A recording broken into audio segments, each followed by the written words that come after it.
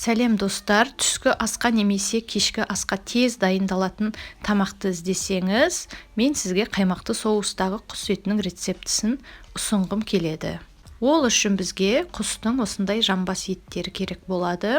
Еттен сүйектерін осылай видеодағыдай етіп тазартып алып тастаймыз. Кейін етті жерлерін балғаменен осылай соғып шығамыз.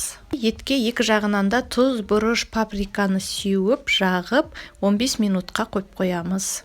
Етіміз маринадталғанша пиязды ұсақтап турап аламыз. Табаға аз ғана май құйып, орташа отта қыздырып аламыз. Қыздырылған майға маринадталған құстың етін салып, екі жағынан да қызартып пісіріп аламыз. Екі жағынан қызарып қуырылып піскен еттерді бөлек ыдысқа салып аламыз.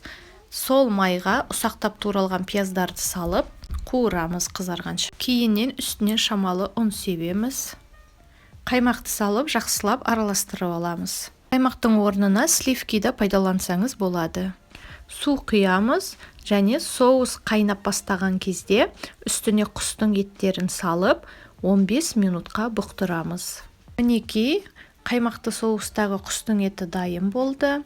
Мұны басқаша ленивый второе деп атаса да болады. Қасына өзіңіз қалаған гарнирді дайындап ұсынсаңыз болады.